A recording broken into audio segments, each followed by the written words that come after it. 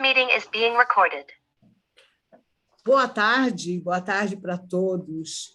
Eu tenho um imenso prazer de estar de volta com a nossa 67ª Happy Hour. Isso é um prazer enorme e quero agradecer a todos que têm assistido às nossas palestras no nosso canal no YouTube. Cada dia temos mais pessoas que assistem aos vídeos e querem nos apoiar. Hoje temos uma visita, um palestrante muito especial. E adivinhem, ele está em Nova York. É o senhor Jonas Rabinovich. Jonas, muito prazer em receber você na nossa live Happy Hour na internet. O Jonas vai falar sobre 30 anos nas Nações Unidas. A paz começa com você. Ele é arquiteto e urbanista e vai nos explicar os bastidores da Organização das Nações Unidas, suas atividades, frustrações, limitações e realizações depois de ter trabalhado na linha de frente por mais de 30 anos. Ele tem que escrever um livro, eu acho, ou se não, talvez ele já até escreveu um livro. Jonas, muito bem-vindo, um prazer enorme te receber. Bem-vindos a todos. Jonas, o microfone é todo seu. Bom, obrigado, Mireille. Eu queria agradecer a você, Mireille Panet, e agradecer a Together for Peace, organização não governamental promovendo a paz, fazendo um trabalho muito interessante, e agradecer aos voluntários, aos colaboradores que permitiram a gente estar aqui hoje. E eu preparei assim uma pequena apresentação de PowerPoint que eu vou compartilhar com vocês agora.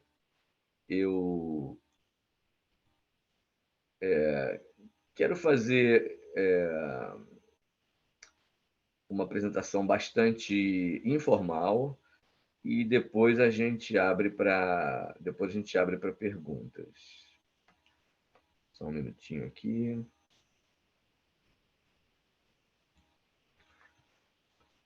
Você está me vendo bem, Mireille? Sim. Alô? Perfeito. Sim, ótimo. Perfeito. Você vê um quadradinho com o meu rosto também, certo? Sim, conseguimos te ver também. Então, olha, como eu estava dizendo, eu queria fazer uma coisa informal, abordando rapidamente 3 aspectos: o que é e para que serve a ONU, a minha experiência pessoal na ONU, e número 3, lições, frustrações e aprendizados pelo mundo afora. Eu queria, antes disso, começar explicando como é que eu fui parar na ONU, né? Como vocês sabem, existe a sede das Nações Unidas em Nova York, mas também existem outras sedes das Nações Unidas em Viena, em Nairobi, em Genebra, em outras localizações, além dos escritórios das Nações Unidas em cerca de 130 países, representando e se conectando com os 193 países membros. Quer dizer, a ONU não representa países, a ONU serve como um fórum de discussão entre países. E eu queria começar dizendo que eu nasci em Niterói, na verdade, no Rio, e me formei em arquitetura na UFRJ. Tinha um interesse muito grande em desenvolvimento urbano. Depois de muitos contatos, fui convidado para trabalhar em Curitiba, que tinha e tem uma experiência muito importante de desenvolvimento urbano. Depois de trabalhar em Curitiba há mais de 10 anos, aconteceu a Rio 92, no Rio, e eu fiz uma proposta para o prefeito Jaime Lerner, com quem eu já trabalhava há muitos anos, fui diretor de Relações Internacionais de Curitiba, uma proposta de organizar um Fórum Mundial das Cidades em Curitiba, antes da Conferência da ONU. Então, nós convidamos cerca de 300 prefeitos de vários países que foram a Curitiba antes da Conferência da ONU. Depois de Curitiba, foram para o Rio de Janeiro, e ali nós organizamos o Dia das Cidades, no contexto da chamada Eco 92, Conferência das Nações Unidas para o Meio Ambiente e Desenvolvimento.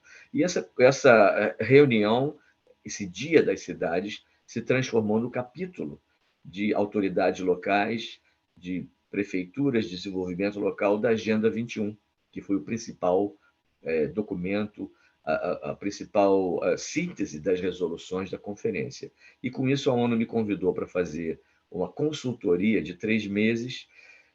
Eu, na verdade, no início eu recusei, porque eu não podia abandonar o meu trabalho em Curitiba, eu tinha um compromisso com o prefeito Jaime Lerner, que depois se tornou um grande amigo, e eu tive que transferir a minha ida para Nova York, o mandato do prefeito terminou no final de 92, e aí em janeiro de 93 eu comecei então a trabalhar na ONU. Então, de janeiro de 93, trabalhei cerca de 30 anos na ONU. E como vocês sabem, a ONU começou a partir da Segunda Guerra Mundial, responsável por cerca de 70 milhões de vítimas, né, civis e militares, e o mundo percebeu, horrorizado, que não poderia ter outro tipo de conflito igual ao que tinha acontecido na Segunda Guerra Mundial. O mundo percebeu que a Liga das Nações, que existia antes, durante a Primeira Guerra Mundial, não funcionou. Então, se desenhou uma instituição, Organização das Nações Unidas, fundada em 1945, inicialmente com 56 países membros. Hoje em dia, como eu disse, há cerca de 193. E a primeira pergunta é: a ONU é inútil? Muita gente pensa que a ONU não serve para nada, não faz nada. E é uma pergunta válida. E ao invés de apresentar um organograma formal da ONU, eu queria apenas elaborar alguns aspectos que as pessoas às vezes têm dúvida. Por exemplo, a ONU tem exércitos? Na verdade, não. A ONU não tem nenhum exército. O que acontece é que, a pedido dos países membros, a ONU pode solicitar apoio para missões de paz, missões de observação, sempre obedecendo às solicitações dos países membros. Os soldados, então, colocam um capacete azul e ficam representando a missão que foi conferida à ONU por determinados países. Né? Há dezenas, nesse momento, há mais de 50 missões de paz da ONU. Por exemplo, a missão que o Brasil desempenhou no Haiti, enviando forças do Exército Brasileiro com o capacete azul, representando a ONU para ajudar o Haiti. O secretariado da ONU tem poder para evitar uma guerra? Na verdade, não, porque o secretariado da ONU é um corpo técnico que apoia os países membros em resposta a mandatos que recebe desses países. A ONU pode ditar sanções a seus países membros? Na verdade, não. Apenas o Conselho de Segurança, que eu vou explicar um pouquinho daqui a pouco como funciona o Conselho de Segurança, apenas o Conselho de Segurança tem poder para ditar sanções, e o Conselho de Segurança é formado por países membros. Então, é apenas esse conselho que pode elaborar sanções, por decisão dos países membros da ONU, dos países que compõem o Conselho de Segurança. Os países têm a obrigação de seguir o que diz a ONU para se desenvolverem? Não, porque cada país é soberano, a ONU pode aconselhar os países e o país decide, então, se segue ou não as recomendações da ONU.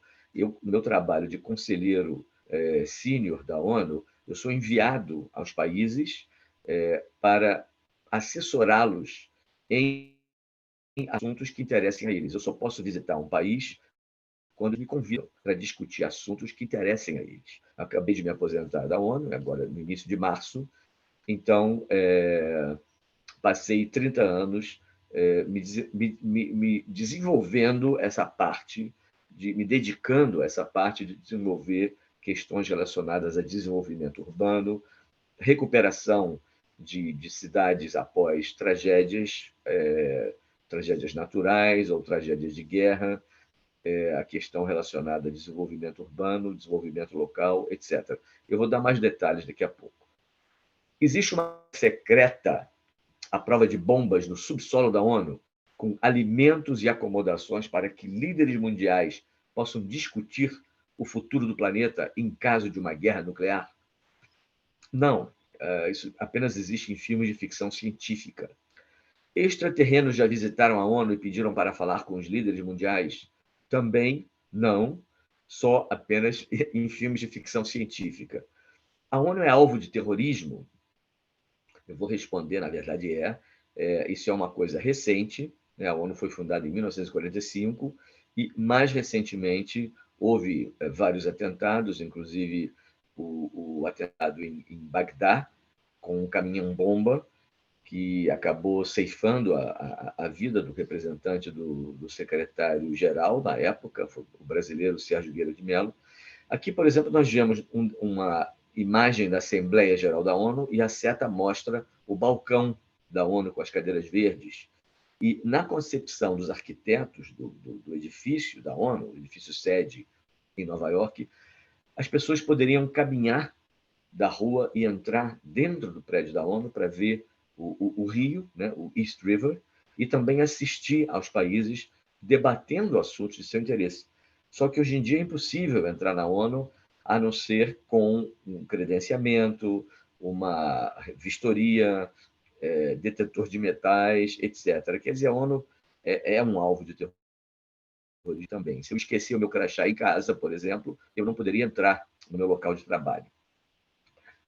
Eu quero aproveitar agora para esclarecer algumas diferenças importantes, né?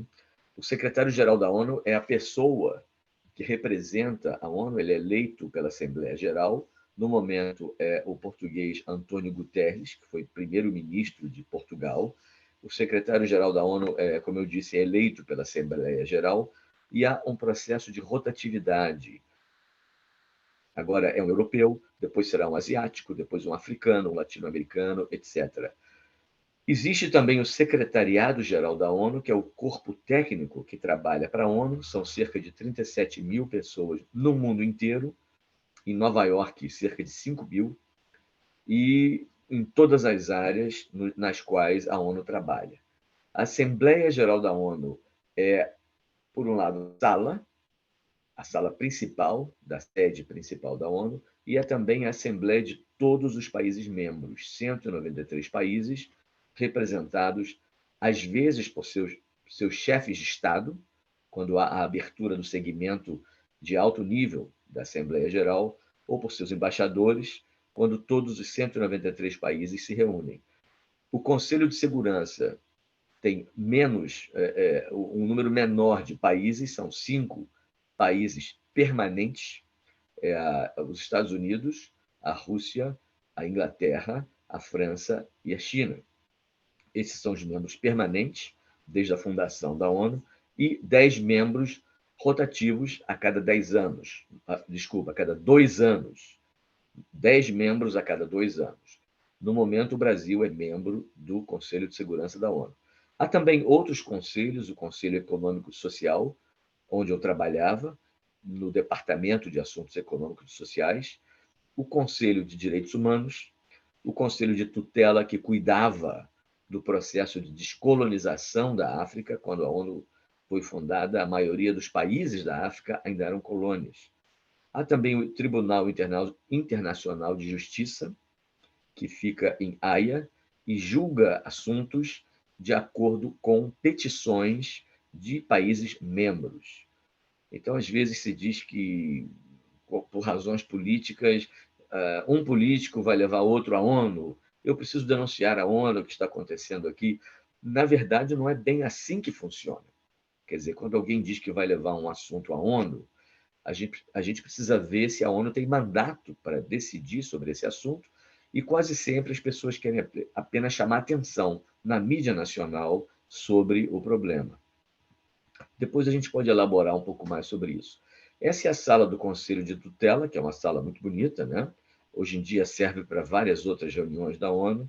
Há cerca de 8 mil reuniões por ano no prédio da ONU, discutindo os mais variados assuntos, a partir de solicitações dos países membros, e há também um calendário de reuniões, que começa com, como eu falei, a reunião de alto nível da Assembleia Geral da ONU, que começa em setembro, geralmente com os presidentes, chefes de Estado, sentados nessa sala, e o famoso pódio ali na frente de onde eles discursam. Aqui é o Conselho de Segurança da ONU, como eu falei, tem uma constituição um pouco menor em termos de número de países, mas muito importante, porque, como eu disse, pode ter sanções contra os países membros. A ONU é útil? Essa é outra pergunta. Se você já fez um telefonema internacional, já enviou uma carta ou um e-mail para outro país, fez uma viagem internacional, recebeu uma transmissão via satélite de um programa de TV, usou um GPS, fez uma transferência bancária nacional ou internacional, consumiu algum produto importado, é possível que você já tenha se beneficiado da existência da ONU sem nem ter percebido. Quer dizer, a ONU faz muita coisa e, para isso, é importante que os países discutam qualquer situação que exija o envolvimento de vários países ao mesmo tempo. Então, a pedido dos países, por exemplo, a ONU monitora o uso do espaço para fins pacíficos, elabora e gerencia protocolos sobre lixo espacial e lançamento de satélites. Quer dizer, existem áreas do planeta Terra, por exemplo, a Antártida, e o espaço fora do planeta Terra que pertencem a todos os países. Então, há necessidade deles se reunirem para discutir como vai ser a órbita dos países, como vai ser o gerenciamento do lixo espacial, etc. Eu perguntei a um colega que trabalha nessa agência, e se um país quer lançar um satélite espião, por exemplo? Nós sabemos que os países se espiam mutuamente. E ele disse, olha, não cabe à ONU saber o conteúdo do satélite, o algoritmo do satélite, etc. Os países podem nos informar que o uso é X e pode ser que o uso seja Y. Mas o importante é que há um registro de qual satélite orbita, aonde, em qual órbita, e esse controle acontece a partir do diálogo intergovernamental que a ONU gerencia e propicia entre os países. A ONU também apoia discussões sobre acordos e protocolos internacionais, manutenção de paz, como eu já disse antes, a pedido de países membros, envio de remédios e alimentos, gestão do sistema estatístico mundial, relatórios anuais sobre desenvolvimento econômico e social, uso de tecnologias digitais, defesa da transparência nos governos através de parcerias internacionais, promoção de cooperação técnica, estudos sobre políticas nacionais e setoriais de desenvolvimento, etc. Quer dizer, os 6 últimos pontos dessa imagem são as áreas principais nas quais o Departamento de Assuntos Econômicos e Sociais trabalha. São as áreas com as quais eu, pessoalmente, trabalhava. E eu vou dar alguns exemplos do que eu andei fazendo nos últimos 30 anos. Desculpa. No dia 11 de setembro de 2001, houve o atentado às Torres Gêmeas, em Nova York. 5 meses depois de formado o governo do Afeganistão, eles solicitaram à ONU a primeira missão de reconstrução de Cabul, no Afeganistão. Eu fui convidado para integrar essa missão, porque envolvia a questão de desenvolvimento urbano, reconstrução de Cabul. Foi uma missão do Banco Mundial, junto com a ONU. E eu estou nesse slide, tinha mais cabelo do que hoje, isso foi há 20 anos atrás. Estou ao lado do Mahbub, que foi o motorista e meu colega, nos dias que eu permaneci, nas semanas que eu permaneci em Cabul. Eu, quando cheguei, perguntei ao Mahbub, eu estou aqui para uma missão de reconstrução, junto com outros colegas. Que partes de Cabul foram destruídas? Eu queria que você me levasse hoje, no primeiro dia, as partes destruídas. E ele perguntou, destruídas por quem? Pelos Hazars, pelos Pashtuns, pelos russos. Quer dizer, ficou bem claro que eles têm uma memória de quem destruiu o que na cidade. E que não ia ser muito simples identificar prioridades sem conhecer a cidade, claro. Então, nós fizemos uma série de reuniões com vários ministros, cerca de 7 ministérios foram consultados para elaborar um projeto que, eventualmente, destinou cerca de 100 milhões de dólares para a reconstrução imediata de Cabul, inclusive questões de drenagem, porque tinha muita inundação, até o zoológico foi destruído, o leão morreu numa explosão, quer dizer, havia muita coisa a ser feita. E o que se faz de uma missão de reconstrução? É basicamente dizer quanto vai custar, quais são as prioridades, ouvindo muito as autoridades locais, ao que os ministérios querem fazer, ao que o governo quer fazer. É preciso ouvir mais do que falar e colocar isso num projeto.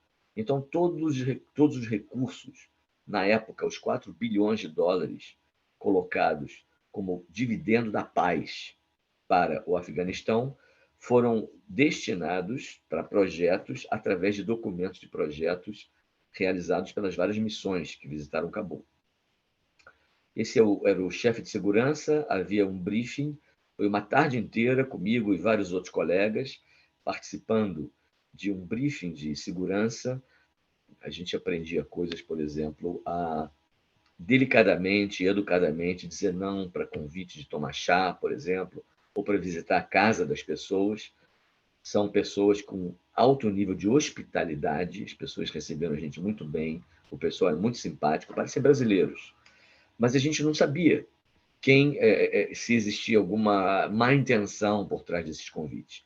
Então, o pessoal da segurança falou: olha, vocês não deveriam aceitar convite para visitar casas particulares, só reuniões oficiais, entre outras instruções de segurança que a gente recebeu durante aquela tarde. Aqui, com alguns colegas da ONU e do Banco Mundial, olhando uma das áreas destruídas de Cabul, para elaborar o projeto. A gente tinha uma escolta, né, militar em alguns lugares. A gente, às vezes, aliás, com frequência, a gente pedia escolta para ficar fora, do lado de fora, quando a gente ia visitar alguma comunidade, por exemplo. E fomos muito bem recebidos por todos, né? Por várias comunidades, como essa aqui, por exemplo, discutindo prioridades e outros assuntos que eles achavam importantes discutir. E colocando nesse projeto, como eu falei, que teria que ser aprovado pelo governo, e então os fundos desse projeto, como eu falei, cerca de 100 milhões de dólares, foram colocados para a reconstrução imediata. No Nepal, havia um projeto para a recuperação de cidades pequenas e médias, inclusive pequenas atividades comerciais. Nós também nos reunimos com vários membros de várias comunidades. Eu só desenhei o projeto geral, era um projeto para o sul da Ásia, que abrangia o Nepal. E na visita a Katmandu, nós fomos também ao sul do Nepal, a uma cidade chamada Butwal, perto de Lumbini, onde Buda nasceu. E nessa cidade, Butwal, tem uma vila longe do centro da cidade. Nós andamos assim por uma espécie de um bosque, e eu não estava entendendo o que estava acontecendo. E para mim foi muito emocionante, porque quando nós chegamos numa clareira, a vila inteira estava ali. Todos eles com flores nas mãos, fizeram um discurso de agradecimento e colocaram flores no meu pescoço. Eu fiquei muito emocionado. Eu estava agradecendo pela presença de uma cisterna que a ONU havia ajudado a construir naquela área. E eu comentei com meu colega, eu falei: olha, mas eu não tenho nada a ver com essa cisterna, não é um mérito meu. E ele falou: não, mas você é a pessoa que veio de Nova York aqui para falar com eles. Então eles estão expressando o agradecimento à sua presença aqui. Então aquilo para mim foi muito importante. Claro, eu servi apenas como mensageiro e transmiti o agradecimento daquela pequena vila aos nossos colegas em Nova York. E foi um projeto muito bonito, que, de certa forma, uma escala pequena, mas, de certa forma, beneficiou um pouco a vida daquelas pessoas. Isso é muito reconfortante. Achei muito bonito. Em Siwa é uma das cidades oásis do Egito, há 5 cidades oásis no Egito, e é uma cidade bem pequena. Na verdade, é um oásis, uma pequena vila, novamente, e eles até têm regras próprias, têm uma maneira de funcionar própria, perto da fronteira com a Líbia. E no programa de gestão urbana da ONU, nós fizemos alguns projetos de intervenção a pedido deles e do governo, para melhorar certos aspectos da comunidade local. A questão de saneamento, de pequena escala, de água, e assim por diante. E algumas pequenas obras de infraestrutura. Fizemos também um trabalho muito interessante com as mulheres da comunidade Siwa, porque tudo é decidido em Siwa pela Assembleia de Homens. E as mulheres sugeriram, por que não enviar uma representante mulher na Assembleia dos Homens para que a gente expresse a nossa visão.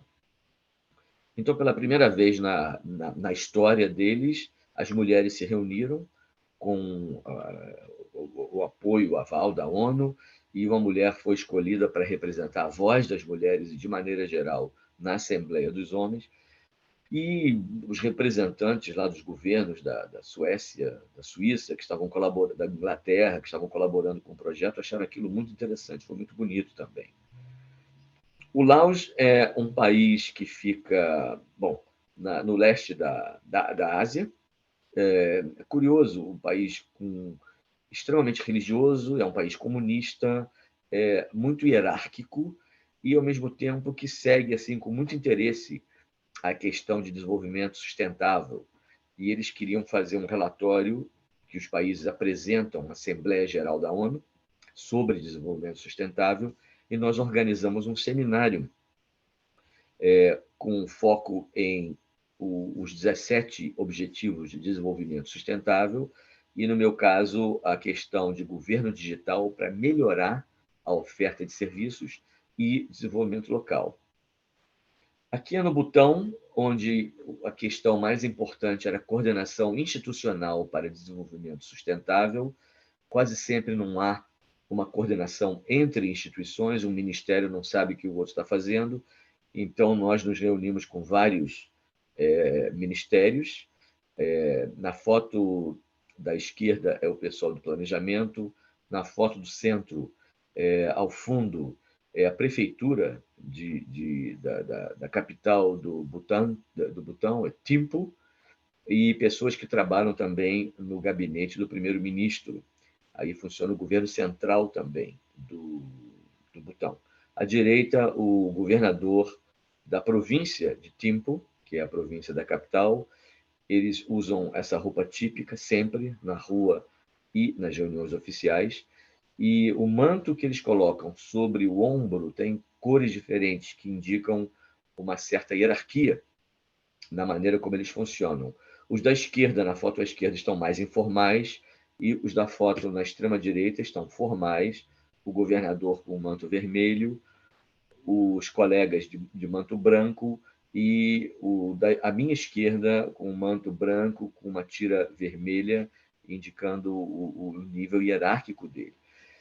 E eles têm realmente desafios muito sérios, porque é um país pobre, é um país pequeno, é um país que fica nas montanhas, só tem um aeroporto no país todo, mas conseguimos organizar programas de capacitação e de engajamento dos funcionários públicos, redirecionando o trabalho de maneira mais coordenada e objetivando vários objetivos de desenvolvimento sustentável na maneira como os serviços são oferecidos pela cidade, pelas prefeituras e pelo governo do país. Aqui foi um slide de boas-vindas em Teherã, no Irã. O Ministério das Comunicações queria melhorar a parte de computação para a oferta de serviços, coordenar os ministérios.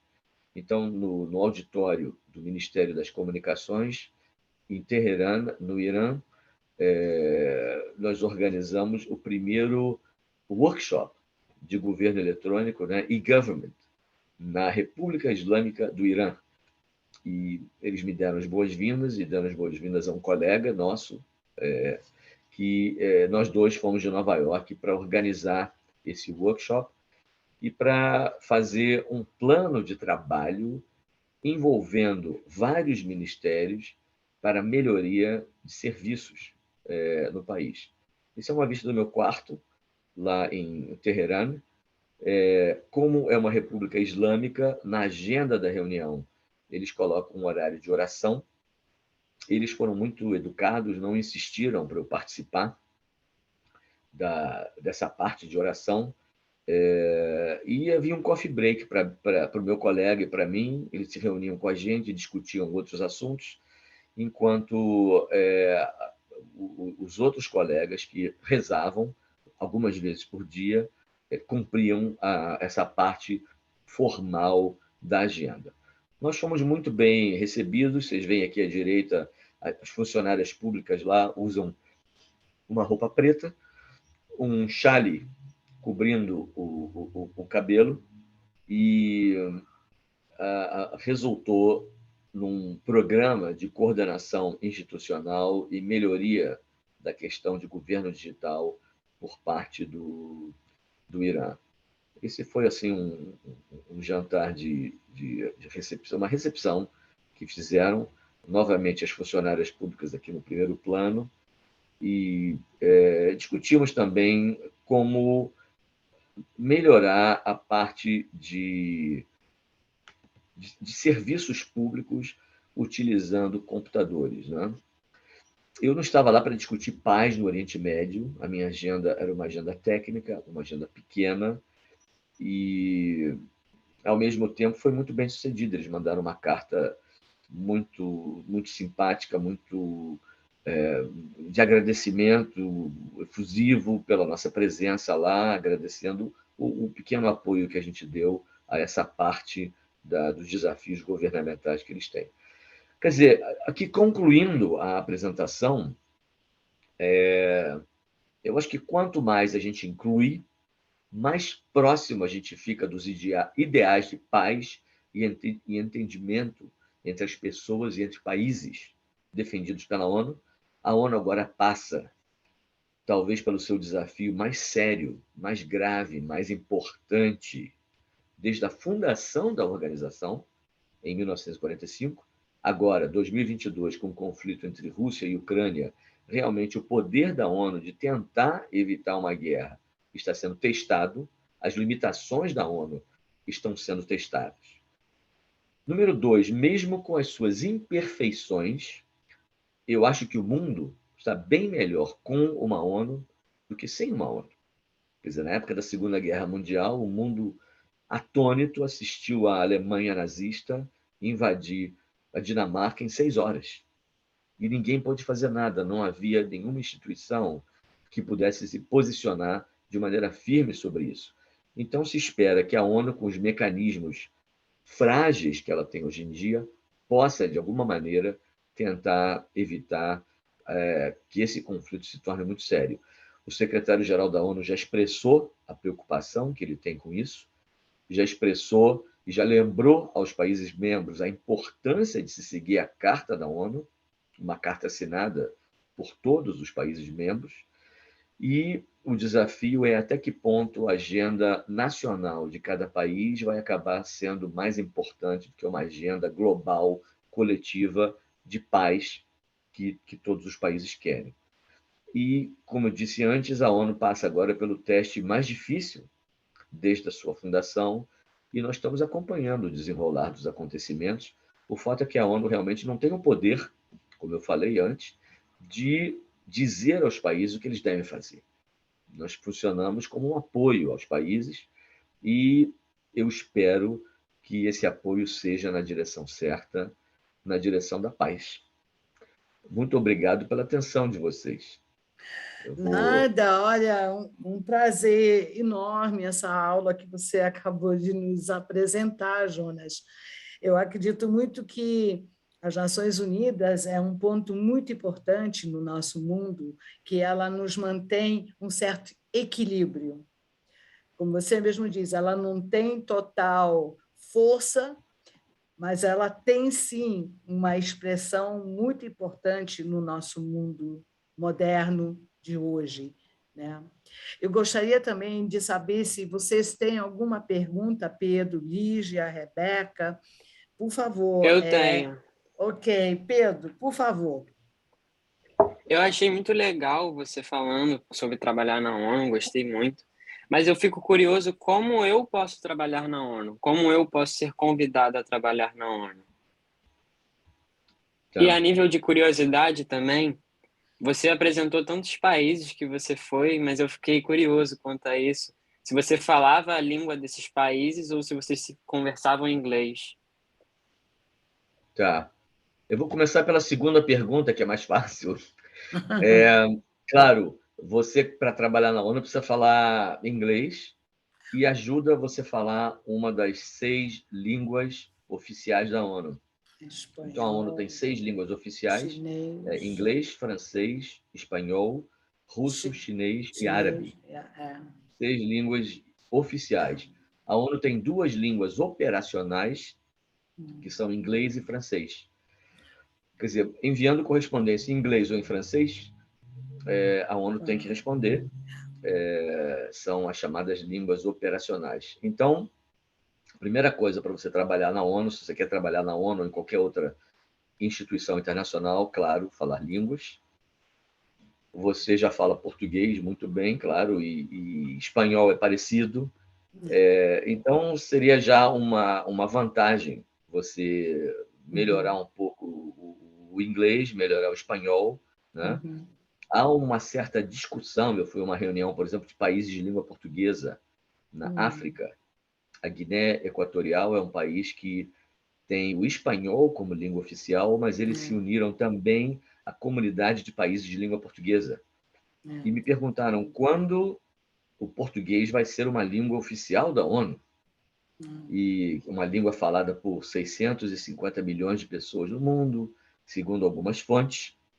Só no Brasil nós temos 200 milhões de pessoas que falam português, mas vários países da África, Portugal, etc. E eu respondi: depende de vocês. Quer dizer, não é a ONU que decide, são os países, através dos seus chefes de Estado, embaixadores, que têm que fazer uma petição para a ONU e têm que assumir um compromisso financeiro também, porque há um custo nisso, de intérpretes, de preparação de documentação na língua oficial do país, na língua oficial da ONU, etc. Então, se os países quiserem arcar com os custos de ter português como uma língua oficial, fizerem uma solicitação e essa solicitação for aceita não pelo secretariado da ONU, como eu falei, mas pela Assembleia Geral da ONU, né, todos os países, aí então o português seria incorporado. Existe um processo de aplicação, todas as vagas de emprego na ONU precisam ser anunciadas no site da ONU. Isso você acha lá, como trabalhar na ONU, emprego. Agora, o mais importante é que, geralmente, eles não convidam. Para a função que eu desempenhei, por exemplo, de senior advisor, né, de conselheiro, para a ONU me enviar a um país, para assessorar um país, eu tinha contratos anuais por performance. Se eu tivesse uma boa performance, a cada ano o meu contrato era renovado. Renovado, E a cada 5 anos, o meu contrato era o meu posto era anunciado para o mundo inteiro. Quer dizer, a cada 5 anos o mundo inteiro concorria à minha vaga, eu também concorria. E se eu fizesse uma boa entrevista e um bom teste escrito, etc., eu recebia mais um ano de contrato. E foi assim por quase por 30 anos, praticamente, né? 29 anos. Então, o importante é ter experiência. Você teria que escolher uma área na qual você quer se focar, né? A ONU trabalha num número enorme de áreas de conhecimento, né? Tem a parte biomédica, tem a parte técnica de engenharia, de arquitetura. Alimentação. Isso, tem 50 agências, mais de 50 agências, né? Tem a parte de saúde, de alimentação, telecomunicações, enfim. Energia, Energia. água. Enfim, indo no site da ONU, você tem uma ideia do número de áreas nos quais a ONU trabalha. E, Pedro, você está estudando o que agora? Deixa eu te fazer uma pergunta, se eu posso. Eu estou fazendo relações internacionais. Ah, tá. Quer dizer, aí em relações internacionais, você tem o caminho que seria o da diplomacia, né? Sim. Do Rio Branco, você sabe. Aí o diplomata, existem diplomatas O corpo Também. diplomático do Brasil é excelente, né? São pessoas muito preparadas. O Instituto Rio Branco é uma excelente instituição, mas o background de cada um tem uma grande variedade, né? Então, você, de certa forma, teria que se especializar em alguma área, né? Em alguma área do seu interesse, para alguma coisa que você goste de trabalhar, e a partir daí se especializar um pouco. Entendi. Eu tenho uma pergunta para você, Jonas. A gente ouve nas mídias, né, que o Brasil quer muito fazer parte desse grupo seleto dos 5 para ser o sexto, mas a gente sente que há ainda uma certa resistência. Você, primeiro como brasileiro, né? Você acha que em algum momento isso pode ser favorável, que eles venham a aceitar o Brasil como um sexto país? É uma pergunta muito boa, Mirei, porque é um assunto muito pertinente, muito importante. Eu fiquei 30 anos trabalhando na ONU, e eu acho que nesses 30 anos eu vi várias reformas, assim, quer dizer, a ONU está constantemente se reformando. Sim, se Agora, uma das atualizando. reformas mais complexas e mais difíceis é a reforma do Conselho de Segurança, exatamente porque o Conselho de Segurança detém tanto poder. Sim. Todos os países querem ser membros do Conselho de Segurança.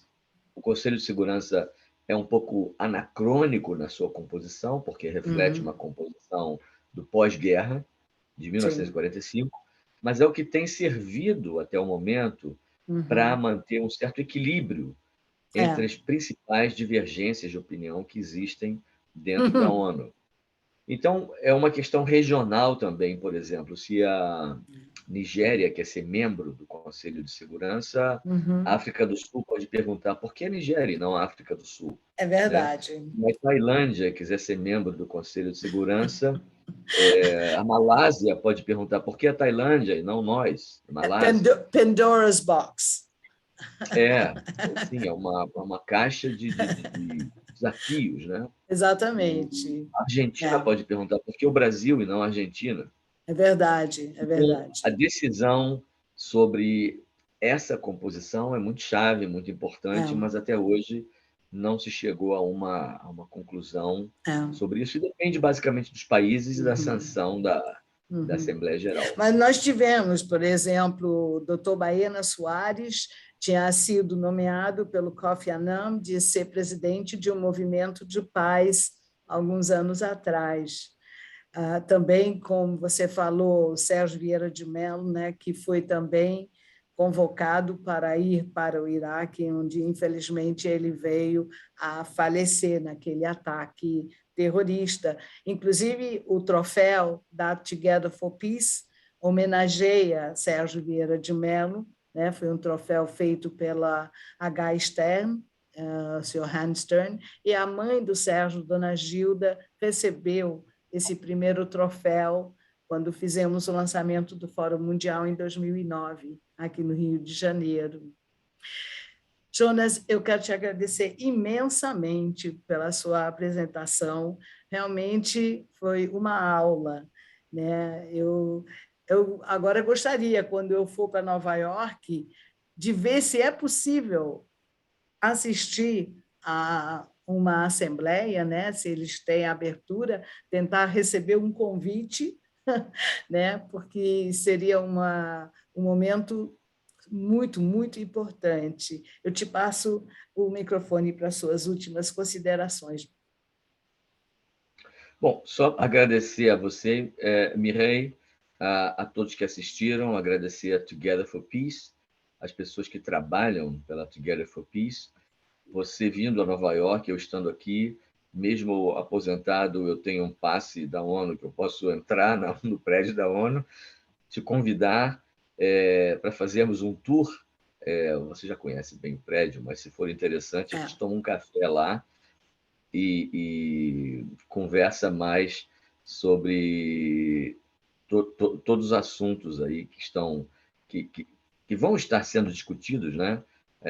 A cada dia lá em Nova York e em outros lugares, né? Bom, enfim, vai ser um prazer te receber aqui Muito e a gente obrigada. contato, então, agradeço a vocês muito. Eu espero estar em Nova York logo, logo.